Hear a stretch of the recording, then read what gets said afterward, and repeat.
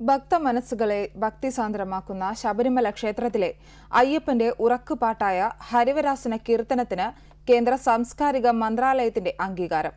കീർത്തനം രചിച്ച അമ്പലപ്പുഴ കോന്നകത്ത് വീട്ടിൽ ജാനകി അമ്മ വിട പറഞ്ഞ് 48 വർഷം പിന്നിട്ട ഘട്ടത്തിലെ ഏകാദശി ദിവസം അംഗീകാരം തേടിയെത്തിയത് തികച്ചും യാദൃശ്ചികമാണ്. ഹരിവരാസനം വിശ്വമോഹനം ഹരിദധീശ്വരം ആരാധ്യപാദുകം.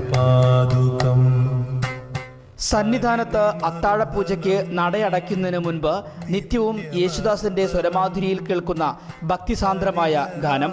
ഈ കീർത്തനം കേട്ടാണ് അയ്യപ്പസ്വാമിയുടെ ഉറക്കമെന്നാണ് സങ്കല്പം.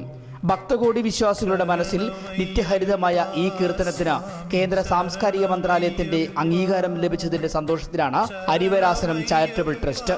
ബോബിലി വീണയുടെ പ്രചരണത്തിന്റെ ഭാഗമായി മന്ത്രാലയത്തിന്റെ ഫേസ്ബുക്ക് പോസ്റ്റ് വഴി കീർത്തനം പങ്കുവച്ചു. ഹരിവരാസനത്തിന് കേന്ദ്ര സാംസ്കാരിക മന്ത്രാലയത്തിന്റെ അംഗീകാരം ലഭിച്ചു എന്നത് വളരെ ഒരു സന്തോഷം നിറഞ്ഞ ഒരു വാർത്തയാണ്.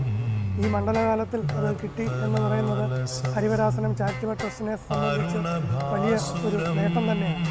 1923 ഹരിവരാസനം എഴുതുമ്പോൾ 30 വയസ്സായിരുന്നു രചയിതാവായ അമ്പലപ്പുഴ കോന്നകത്ത് വീട്ടിൽ ജാനകിയമ്മയ്ക്ക്. കീർത്തനം പിറവിയെടുത്ത 97 വർഷം പിന്നിടുമ്പോഴും ഭക്തഹൃദയങ്ങൾ ആ മാന്ത്രിക കീർത്തനം കേട്ട് മനഃശാന്തിയിൽ അലിയുന്നു. അയ്യപ്പന്റെ രൂപഭാവങ്ങളെ വർണ്ണിക്കുന്ന സംസ്കൃത പദങ്ങളാൽ ചിട്ടപ്പെടുത്തിയ 16 പാദങ്ങളിൽ 7 പാദങ്ങൾ മാത്രമാണ് നട തുറന്നിരിക്കുന്ന ദിവസങ്ങളിൽ ശാസ്താവിന്റെ ഉറക്കുപാട്ടായി ആലപിക്കുന്നത്. ശരണമയ്യപ്പ സ്വാമി ശരണമയ്യപ്പ സ്വാമി ശരണമയ്യപ്പ. അജീഷത്തോളി, ജീവൻ ന്യൂസ്, കോഴിക്കോട്.